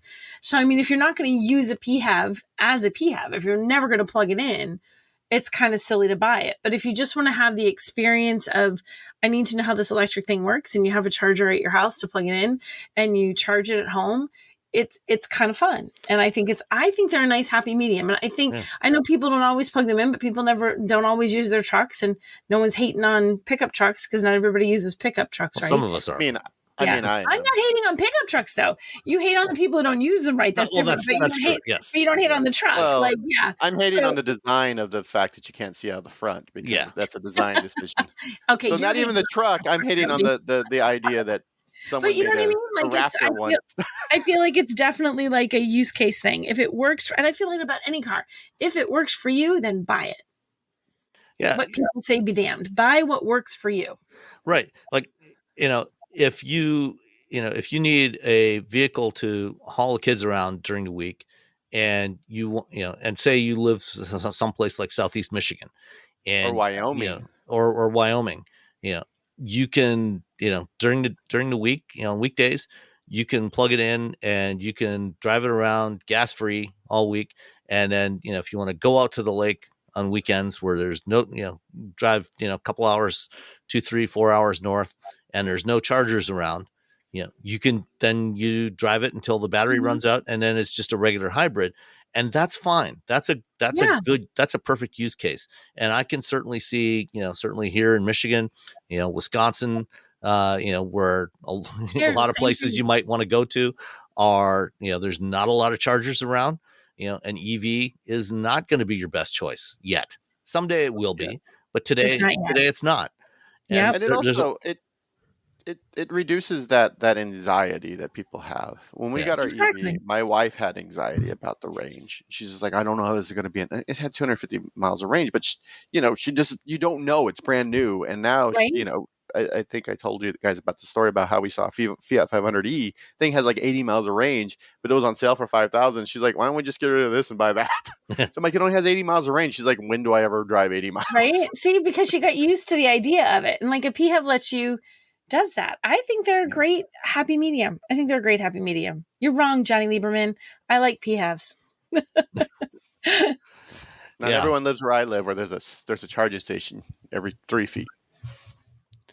And Johnny lives in the LA area where there's chargers. Oh my everywhere. God, there's a Right? chargers everywhere. Yeah, So and I can understand why they're you probably don't need a plug-in hybrid.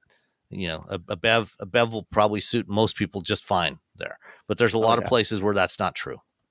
Yeah. Yeah. It wouldn't work here in New Hampshire because there's too many places you want to go where it's hard. I've had EVs and I've gone up north and it's a challenge to charge them. But if I had a PHEV, I'd be like, well, I'm not charging it on this trip, but I can charge it when I get home, Yeah.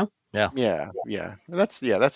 my whole thing with the that video I did, and with the PHEVs and charging. And like one of I talk about the Ram Charger 1500. It has like 140 miles of range from the battery. Yeah, and you'll be and then a V6, and I'm like, okay, well, you're never gonna use that Right? gas engine unless you're doing the one thing which EVs are sort of bad at, which is towing. right, and that's Yeah. exactly why they're building that. You said towing. Wait, I tell you, I saw a whole fleet and completely unrelated to everything. I found out that one of our local paving companies uses a fleet of Rivian R1Ts for all their equipment. So they're towing along all their little stuff. And at first I thought it was just one guy. And I go around the corner, it's all their little trucks. That's all they have for their paving services. And like they are like a contractor within our town, I think, because they're paving streets in town, but they're clearly not like Nashua, New Hampshire paving trucks. Yeah. The guy, and they all have little, stickers on the side of the truck that tell the paving company that his whole little fleet, all the guy has is R1Ts. I counted 4 different cars there of those there at different points during the repave the road down the street from my house thing that lasted a couple of days. I somehow thought that was cool because you talk about towing, and they had stuff, like real stuff, hooked up to the back of these to do all this paving on these streets.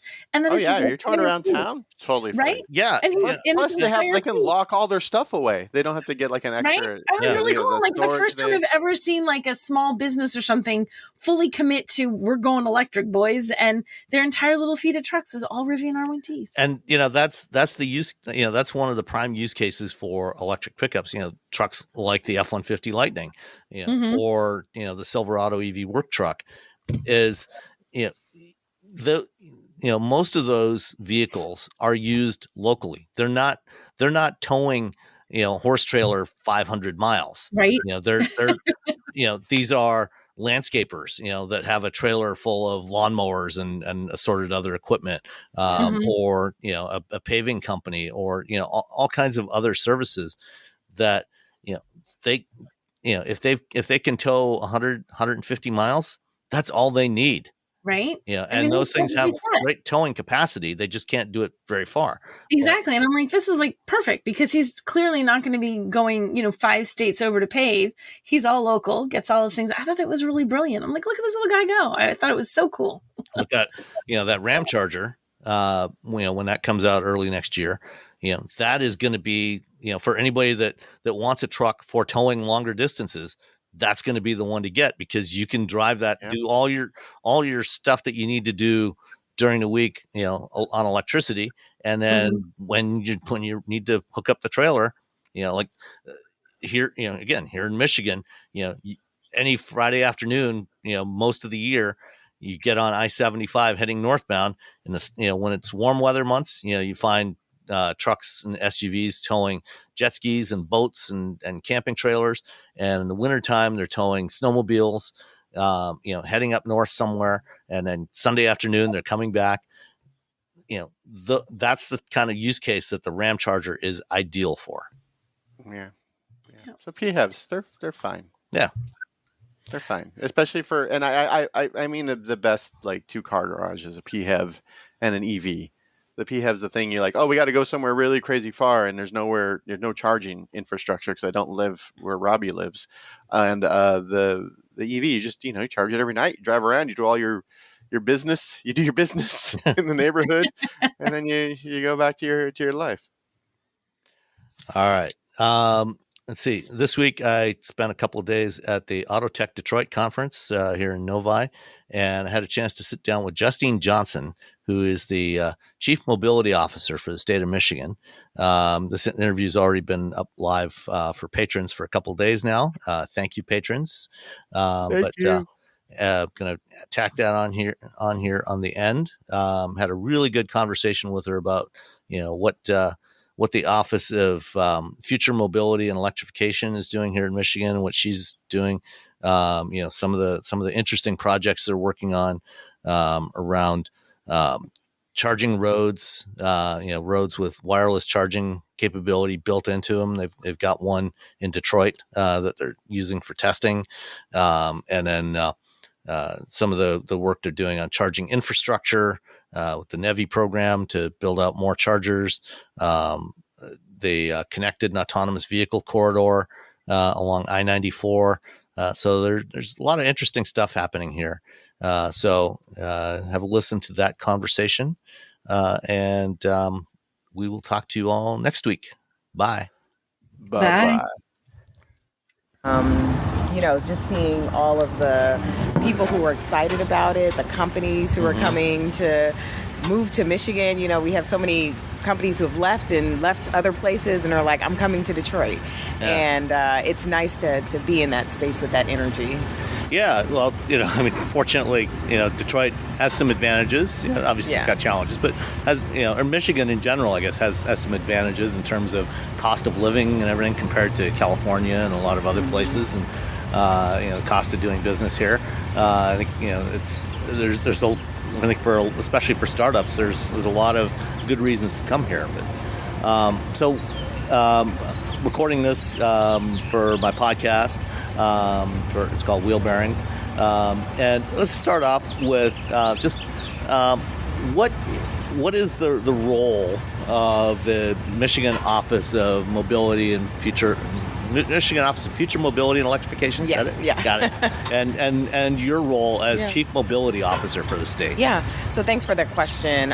So I'd say first and foremost, the role of the Office of Future Mobility and Electrification is really to ensure that we are, as a state, looking at providing safe, accessible, efficient, and environmentally friendly transportation solutions for all Michiganders, and making sure that people can get to point A to point B, that our goods can get to point A and point B without having any issues or problems. So that's kind of our really, how we root our work is really making sure that we are creating this ecosystem that allows for mobility to be a reality for everyone. So that's really our North Star. We do have a plan called the My Future Mobility Plan that we released in October of 2022. And that plan, I always tell folks, is our North Star of how we do our work with the state, and in the state in particular. That plan is focusing on strengthening the mobility ecosystem. And for us, mobility is moving people, goods, and information by land, water, and air. So it's a vast definition when we talk about mobility. It's making sure that the workforce is ready and prepared for the jobs of today and the future, especially when we talk about mobility innovation. We're also focusing on the infrastructure, making sure that the infrastructure is safe and it's sound, and also it's clean, right? And so making sure that people have access to charging infrastructure. And then lastly, really about policy and making sure that we're enabling policy to, we're signaling through policy that companies should come here, and that we're seeing this as a space where the mobility ecosystem can thrive. So those are kind of our core goals of how we work. And we work across, we're very unique. We're the first office of its kind in the United States. And, we really work right at that intersection between labor and economic opportunity. We work at the intersection of the economy and industry, and then we also are talking about sustainability and as well as our infrastructure. So that's really working with all of those partners across state government to do that work. And so as part of that, you work with both with the government itself, the state government, but also MEDC, which is kind of separate but parallel, the Michigan Economic Development Corporation, and then of course companies, startups, and industry, and so on, and local governments as well, like the city of Detroit. Yeah. I think one of the most important words that you mentioned in there was ecosystem. Yes. Because it really, for mobility, it really is about an ecosystem. It's not just putting one thing out there. It's not just a matter of getting electric vehicles on the road, right? It's about so much more. Yeah, and I mean, for us, I always tell folks, a resilient economy is a redundant economy. And you're starting to see, again, how do we talk about, you think about especially maritime and the maritime industry. You think about aviation and what that looks like, the future of aviation. You think of automotive. What does that actually look like? So it's all of these parts and pieces, and making sure that you're watering each of those seeds and seeing them grow and thrive. And so that's something that's really important as we talk about this ecosystem development, which is really important, right? Especially, I often think about, too, the people who will be a part of this ecosystem, whether they're using these systems, whether they are building these systems. We really want to make sure that there is this redundancy within the mobility ecosystem. So people have options to move around. And again, the workforce has options to move around even within their career in mobility as well. Yeah. So let's dive into a few of these things in a little more detail. Let's start with infrastructure. Having lived here in Michigan for many decades now, infrastructure, in a lot of ways can be a challenge. You got the problem of the roads, but we've also got energy distribution infrastructure, both in terms of grid. We've certainly had some challenges here in the last few years, and if we want to go electric, getting that energy to vehicles, charging infrastructure. Like for most people, when they think of EVs, you mentioned charging reliability as opposed to range anxiety as being a big challenge. What's happening there through your office? Yeah, so as part of that plan that I mentioned before, we have a very ambitious goal of 100,000 charging ports to be in place by 2030 to support 2 million passenger EVs. So that part of the infrastructure is very important. We are, we received NEVI funding, so the National Electric Vehicle Infrastructure federal funding as part of the bipartisan infrastructure law, received $110 million to build out that charging infrastructure. The first tranche of funds were issued already. So I want to say that was about $23 million that was issued already to build out the DC fast charging network.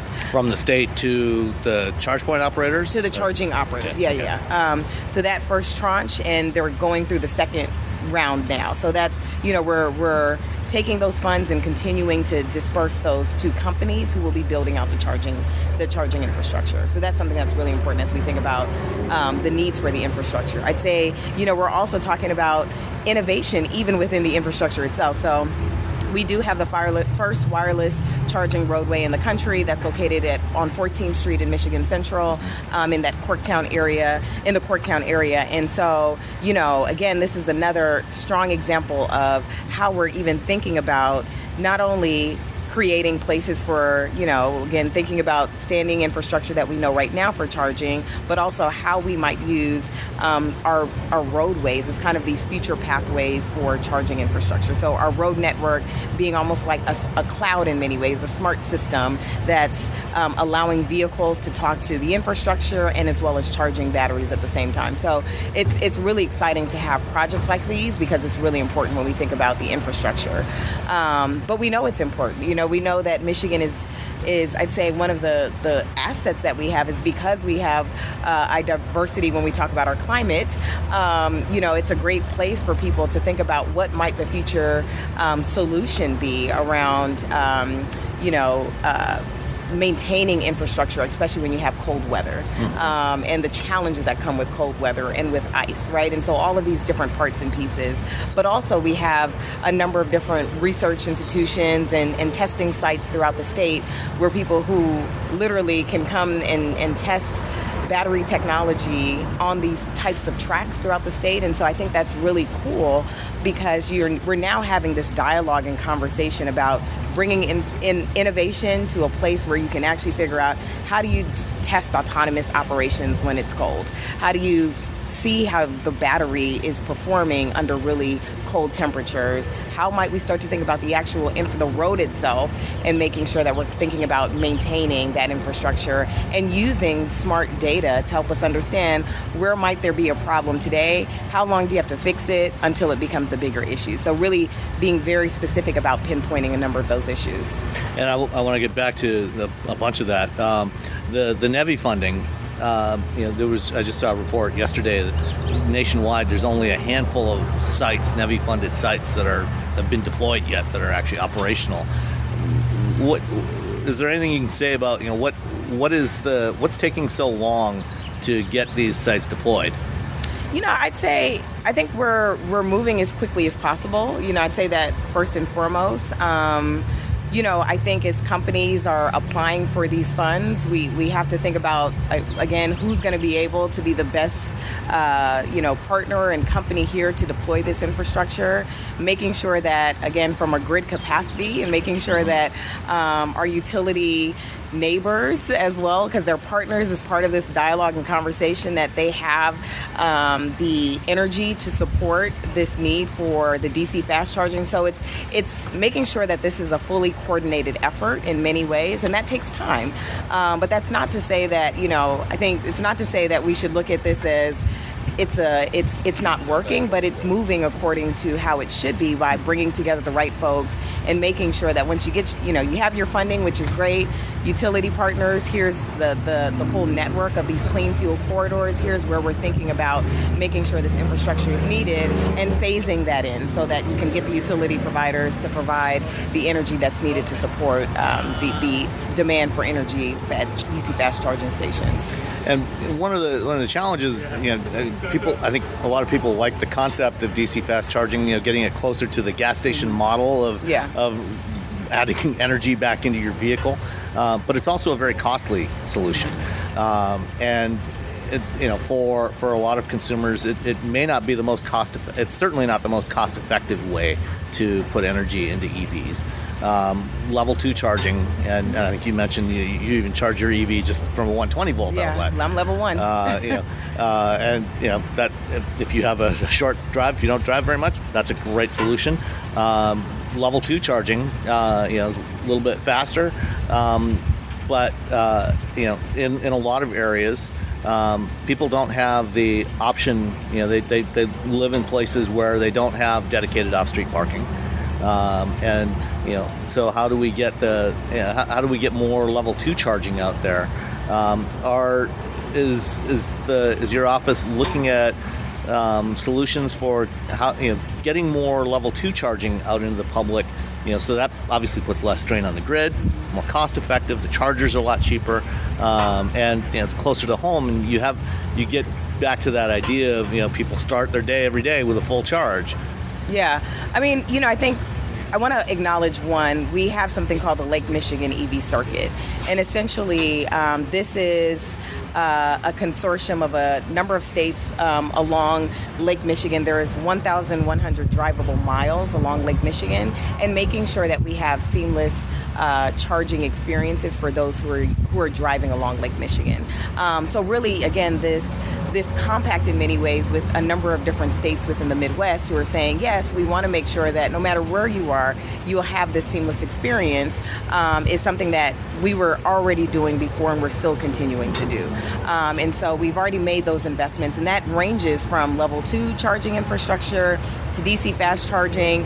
It's a mix of both, right? And so we understand, I think to your point that you were mentioning before, multi-unit dwellings can be challenging when you think about how to get, everyone ready to charge. And so I think it is something that we're aware of the issues for sure, but we're committed to studying those issues. And so we we released an RFP that's focusing on that's focusing on, charging diversity and really understanding kind of what might be needed from level 1 all the way to DC fast. So we went through this, RFP. We have an RFP. It may be open. It may have just recently closed. I could check on that. But, that's something that we know is top of mind. And we want to make sure that we're providing the infrastructure where people actually need it, making sure that the energy that is required to be put in place is actually something that is able to be balanced throughout. To your point, right? DC fast versus level 2, different types of needs when we think about energy in particular, and the demand for that, and really making sure that at least 80% of charging is happening during the off-peak moments or off-peak periods, which is something that's really important to think about managing demand and load capacity of the grid. So all of this is important. But again, I think, again, it's the NEVI funding, it's the Lake Michigan EV circuit, it's literally partnerships like we have with Electrion and MDOT on the wireless charging roadway. It's all of these parts and pieces that are helping us to be thoughtful about how we are diversifying charging infrastructure throughout the state. Yeah, the electric roadway in Corktown is an interesting concept. Do you see that as a potential mainstream solution down the road, or is that something that maybe you think that might be better suited for things like, for example, long transit routes, to charge electric buses? Yeah, I think there's so many interesting use cases that can happen with having, again, I think having this infrastructure in Michigan is critical because it does help us to understand, again, if that's public transportation and public buses that literally are traveling the same route, lower speed, literally they're just maintaining that that charge over time with that charging pad would be very interesting. There's also understanding how that's dynamic charging, but static charging. How do you deploy this technology, especially in a parking garage or places where trucks are unloading? Having these pads where essentially the vehicle can charge while the vehicle is on. I often think about like cold storage. Sometimes, of course, the vehicle is still going to be on because it has to maintain a certain temperature. But also, someone's going in and out of that vehicle, taking goods out of the vehicle and bringing them into stores. And so there's so many interesting use cases that could be developed, and I think that's why it's so important to have this space to do that now. Yeah, well, part of the discussion on the panel this morning with Vince was talking about, he's the mobility officer for Detroit, or mobility innovation officer for Detroit, about things they're doing around Eastern Market, being a major food hub for Southeast Michigan, and perhaps wireless charging for trucks that are coming in and out, being loaded and unloaded at the market. That might be a solution there to help those vehicles, enable range on those vehicles. Yeah, I mean, there's so many possibilities, and I think that's what I want to lean into, especially when we're talking about, the diversity and this like level of innovation when we talk about electrification. I think it's all of those use cases that I'm excited of personally seeing. Let's try it out. Let's see what's working and what's sticking, and let's figure out how to continue to support not only getting our produce to communities safely, but also in an environmentally sound way as well. So that's something that's really important. One of the challenges around EVs and charging is public education of how these things actually work. When you go to a gas station, you put the nozzle in the car, and the gas flows at the same rate regardless of whether your tank is bone dry or 90% full. Yeah. And it takes a few minutes and you're done. Charging, very, very different situation. Every car charges at a different rate. Different chargers charge at different rates. So you got to negotiate, figure out what's the common level that we can support. The charging rate changes depending on the state of charge of the battery. Is your office looking at doing any sort of educational programs to the public to help people better understand how charging works, how to use it, and where to use it, when are the best times to charge? Yeah, so right now there's an EV charging toolkit that's available, and essentially that toolkit is really to help municipalities and as well as communities who are looking to install EV charging infrastructure in place, getting them up to speed in terms of doing that. But I'd say broadly speaking, public education is still greatly needed, right? And I think, again, I as someone who drives an electric vehicle themselves, I feel like I am a classroom. Everywhere where I stop, someone asks me, is that an electric vehicle? Where do you charge? How far can you go? Can you turn your AC on? I mean, it's the basic questions. How much does it cost to charge? And so we do have to help people understand what that technology is, how it works, how do you pay for this? When do you know when it's full? How often do I need to charge? What happens if I charge my vehicle to 100% every day? Should I do that or should I not? So these are the questions that I regularly get personally anytime I'm doing my day-to-day commute. I think it also signals to me that we do have to do more, right? And so we do have to make sure that communities are a part of this dialogue and conversation. We do need to make sure that the infrastructure is accessible for communities, again, whether they are low-income communities, whether these are communities that have density, whether these are communities that are in remote and rural areas. We need to make sure that the infrastructure is there so people can learn how to use it. So I'd say, that's something that's really important. And another area that I think this piece of education is critical, especially as we think about this adoption to electrification. So I'd say there's still more work to be done, right? And so I don't think we're 100% there, but we are acknowledging that we have, like I said, the EV toolkit, EV charging toolkit, which is something that's very important, but really making sure that we're continuing to bring communities along. So it's something that I think about all the time, and something that I know we'll have to get even more focused on, even the visibility of charging infrastructure. And some people... Yeah, that's also a real challenge. Yeah. Which I think to some degree, that's more the responsibility of the charge point operators.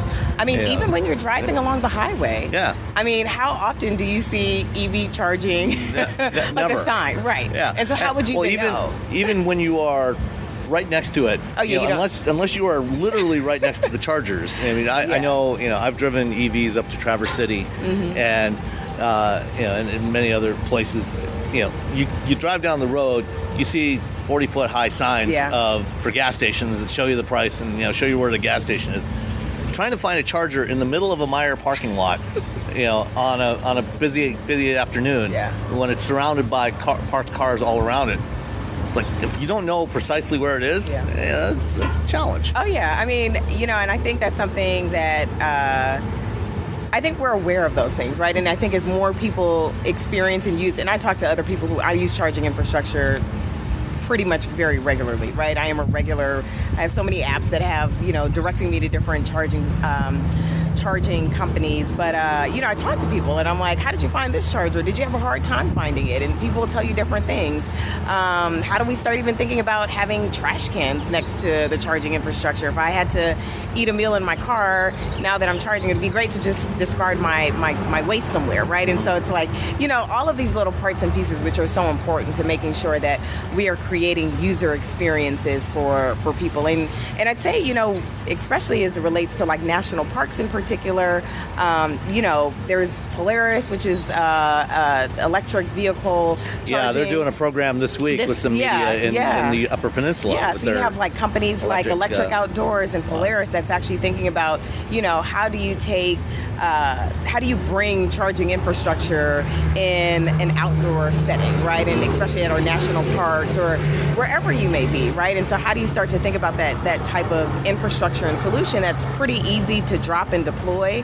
But to me, when I think about that type of infrastructure, not only is it great for outdoor innovation, but it also is really helpful when you think about like where else could, if there's a large concert, can we get some of those pods, drop them off? It's pretty easy to install. It's not even like you need weeks or months.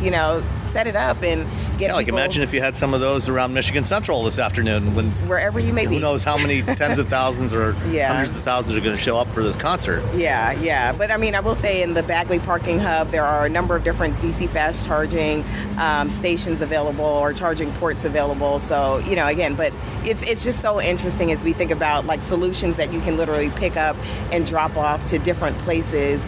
You leave it there for a few weeks or months and figure out, is this really a place where people need charging? You can start to have that. But again, we need the innovation. We need to have these pilots. We need to have these programs and initiatives to help us to get to those solutions as well. And especially, a state like Michigan, you head up 75, any weekend, winter or summer, and, there's migration, Friday afternoons heading north, Sunday afternoons heading south. And if we want people to use EVs, we've got to facilitate it. Let's shift to a little different topic, which is around automated and connected vehicles. And let's start with the connected vehicle corridor along I-94.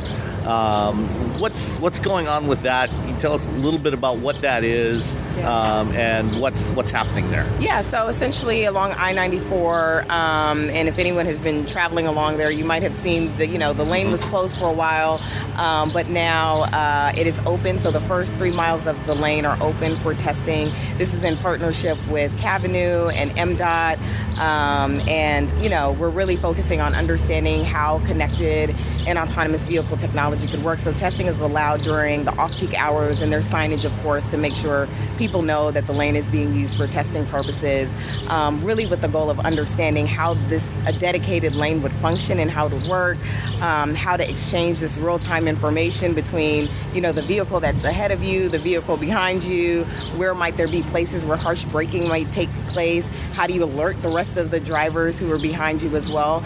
And so this is kind of the phase one, which is the piloting process, or the pilot phase, I should say, and really understanding and getting as much data and gathering and learning. So essentially, the lane is being utilized for that, and really understanding, with this 3 mile stretch, where might there be opportunities to figure out how do we expand, what are some more lessons we need to learn, what types of data do we need to continue to get access to make sure that this lane is functioning as it's intended to for, again, as we're thinking about this autonomous future as well. And what sorts of technologies have been deployed along this 3 mile corridor? Right, so there are cameras, there are sensors, there are LiDAR systems, and essentially I think there are a few vehicles that have I'm trying to think of the name of the technology, but they're VX? Yeah, it's kind of like VX technology. Yeah. I'm like, what? Yeah, like just to have this conversation between the vehicle and the infrastructure. So right now, that's again, it's a dedicated lane.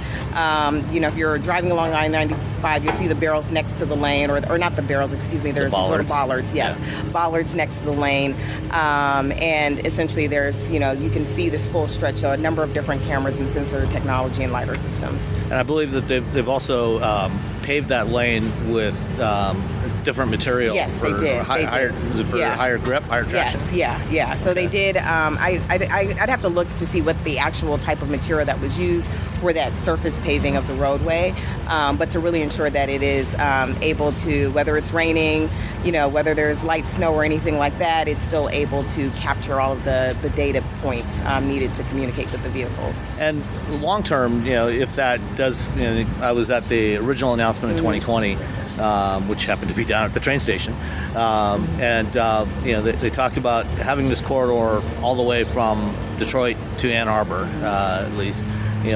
What do you see as kind of the potential application of this, besides a dedicated lane for automated vehicles? Yeah, I mean, I could definitely see some, opportunities in particular to, I always say like public transportation is another, thinking about bringing public transportation, or I should say shared transportation as well, bringing, high occupancy vehicles on this particular roadway and moving them from point A to point B, right? And, I think that could be a very interesting use case. If you are thinking about especially I think about goods movement and fleet vehicles in particular that might be traveling this particular stretch of the roadway, how might you get to a point where you're thinking about the autonomous operation that's happening from the distribution center, it's being loaded onto a truck, and then making its way autonomously to its destination. So you think about all of those different use cases as well in terms of how do you think about the movement of those goods in all of those different places. So, I'm often someone who talks about, like, I think we have to think about high occupancy vehicles being able to get the most value of moving the critical mass in many ways, from point A to point B, in a way that's not congested, and in a way that's efficient. And so I think there's some very interesting, my mind goes like, how could you think about DTW Airport, and connecting that with, people getting out of the airport and being able to commute down to Detroit, vice versa, or, again, thinking about those different types of potential use cases, I think could be really exciting to explore. Yeah, and obviously one of the challenges with that is, not every route is going to have the necessary utilization to justify, larger vehicles, and so you need a mix of different types of vehicles, from micromobility all the way up to large buses and trains and everything in between. And it was interesting, Vince Keenan mentioned, a couple of new AV shuttle pilots that are going to be starting in Detroit. Is your office involved in that program? So we are a partner. That project is called the Connect. So it's a 10.5 mile shuttle service that will be starting in the summer. The Office of Future Mobility and Electrification is a project funder, so we put money into this project. We put in $500,000. Bedrock has put in $500,000, and Michigan Central has put in $500,000. So it's a $1.5 million investment across all of the, state, Michigan Central, and as well as Bedrock, really to ensure that we can really see this new electric autonomous vehicle, and the vehicles will be wheelchair accessible as well. And so we think about how we can serve people, and it'll go from Michigan Central to Detroit's East Riverfront community. So it'll make stops along the way. And it's mainly along Michigan Avenue, or the route is still being finalized, but it might look like a mix of Michigan Avenue at some points. It may make turns and stops as needed, so that's being worked on now. But again, this is such a important investment for us as an office as we think about the future of mobility and electrification. Of course, we are an entity that works very closely with partners like municipalities across the state to really envision projects like these and making sure that they're not just these concepts that we're talking about, but bringing them into the built environment. So, we were happy to be a investor in really providing funding for this pilot program, and looking forward to seeing how there may be other activations to expand this and scale this to other places around the state. Yeah, and I think programs like that are key to providing equity of transportation for everybody. You look at a city like Detroit, where you have areas where it's fairly densely populated, and a lot of large areas where it's very low density, at least for hopefully for now, not forever, but low density, and providing transportation services to those parts of the city, and other areas around the state as well. Is finding the right solution for each trip, as part of that larger ecosystem that we talked about at the beginning. Yeah. It's really, really important, of that ecosystem building. Okay. I think that's. Oh, I guess one other area I wanted to touch on. You mentioned a couple of times today, aviation and urban air mobility. Can you talk a little bit about what Michigan's doing in that area? I don't think we've heard much about Michigan's involvement in that. You've got companies like Joby in California and Archer and others. So, I'm glad you asked. And I'll actually share about what we're doing, some of our work in aviation, and I'll also talk about maritime as well. Because, again, for me, as the state, we think about mobility, again, from land, water, and air. And so as it relates to our work in aviation, we have a program called FLITE, F-L-I-T-E, Ford Launchpad for Innovative Technology and Entrepreneurship.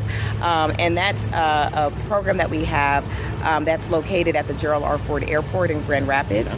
And it's really bringing airport innovations in an airport setting. So, for example, we alongside our partners within the flight program, have companies that have come through. They're doing things like autonomous lawn mowing. And so most people, when you think about about an airport setting in particular, weed abatement is very important. But there are also applicable use cases, especially for rural communities, especially for older adults who may say, I have this huge stretch of land, but again, mowing my lawn is going to be hard. Or even thinking about agricultural communities and how do you think about lawn mowing in that way. So one of the companies, for example, we have another one, I think they're called Wheel, and that's testing autonomous wheelchairs. So essentially, as people are going into the airport right now, you have to have this prearranged service. Someone has to come get you, walk you to your ramp, and that's a hard job. It's not easy. And again, there's different sizes of wheelchairs, different weights that you have to take into consideration. And the person who's doing the job is doing the job regardless of, if it's someone who's really small in terms of a small child, all the way to someone who's an older adult. So you're thinking about all of these different needs as moving people around. And so it's really cool to have this autonomous wheelchair technology, being able to, essentially someone who is going to the airport, being able to have a seamless experience and really understanding how this technology works is routing this vehicle to the gate where they need to be. So technology. It sounds like focused on a lot of the ancillary tasks of moving people and goods and doing stuff around aviation. Right. So there's the ground transportation piece. There's the efficiency of moving our luggage, which is another important part of this dialogue and conversation. And as well as those who are parking at the airport. How do you start to think about smart parking when you come to the airport, especially someone who has limited time where, they have a number of minutes to get to a parking spot, reserve a space. There's a young man named Vishnu who has a company called Spotter. Essentially, he's directing folks with a QR code to where they need to park. And so it's technology like that. But as it relates to advanced aerial mobility in particular, this March we launched an advanced aerial mobility, an AAM activation fund. And this is in partnership with Michigan Department of Transportation. This activation fund is open to companies who are looking to to test and deploy solutions to support advanced air mobilities, and as well as the infrastructure. So if there are companies that are thinking about the infrastructure that's needed to charge drones or electric vertical and takeoff and landing, we highly encourage them to apply. If there are companies that are looking to test critical infrastructure, essentially looking at rail lines and how can drones be utilized to help with looking at infrastructure, emergency management, and really thinking about all those pieces of utilizing drones as a tool of intelligence, right? How do you start to collect information very quickly and capture the data that's needed, especially when you think about emergency personnel who literally, they get a call. It'd be helpful in a lot of cases to, if there's someone says there's smoke in an area, send out the drone and figure out, how do we assess this? Do we need an engine? Do we need a ladder? How many people do we need? How do you start to get that awareness very quickly so you can deploy personnel as needed? So, those are some of the interesting areas, and as well as those who are even in the space of educating people about advanced air mobility. So workforce and training, we encourage them to apply to those to this fund as well. So it'll be open, and we're really excited about seeing those types of activations happening throughout the state. Around Michigan Central, there is an advanced air, it's an advanced aerial region around Michigan Central. So essentially there's a 3-mile radius around Michigan Central for those who are utilizing drones or companies that are focusing on drone technology to do testing around Michigan Central as well. So they're able to test that type of technology in this particular space. So it's really cool, right? And I always think about imagine the learnings that might happen just within this space around Michigan Central. And again, how does that work with the rest of the region? So, that's another space that we're really excited about with advanced air mobility and seeing a lot of these activations taking place as early as probably this year and then as well into the future as well. So that's some of our work that we're doing with advanced air mobility and really signaling to the market and to the industry that the state is eager to see these types of innovations happen here. And then on the maritime side, as I mentioned before, we had a program called the Fresh Coast Challenge, or we have a program called Fresh Coast Challenge, Maritime Challenge, and the Fresh Coast Maritime Challenge is really focusing on recreational boating activities, and as well as the infrastructure. And as part of that Fresh Coast Maritime Challenge, we have funded, I want to say there were 3 companies that were funded as part of that, one being Aqua, which is a supercharging network for electric vessels. So if you're, traveling in the state, there's charging infrastructure around Northeast Michigan specifically to support electric boats and vessels that are needing to charge. And so building out that infrastructure is really critical. Also, another program or another company that we've supported is LilyPad. And essentially they are an electric boat that uses solar panels to provide electricity as well to power the boat. So that boat is really interesting because it allows for people to rent the boat. They can actually check it out. So it's not a boat where you're thinking like it's a high-end yacht that someone can buy. It's someone, you and I can rent a boat for the weekend and see what it's like and really experience the water in a very different way. So, projects like that are really important, and seeing those types of activations, especially in the maritime space, and really thinking about making sure that our waterways are clean and making sure that those who are utilizing that type of technology for clean vessels are actually able to find the infrastructure. And of course, recreational boating is huge in Michigan. Absolutely. We've got so many lakes everywhere. Yeah. And of course, the Great Lakes too. So it's great to hear about all this. Yeah. Any final thoughts? Yeah, I just want to say, first and foremost, the state of Michigan, we are really taking charge of our future. And we're really doing that by being very intentional about our programs that we're investing in and companies that we're investing in to make sure that we can remain the state, the epicenter of mobility. That's something that's very important to us.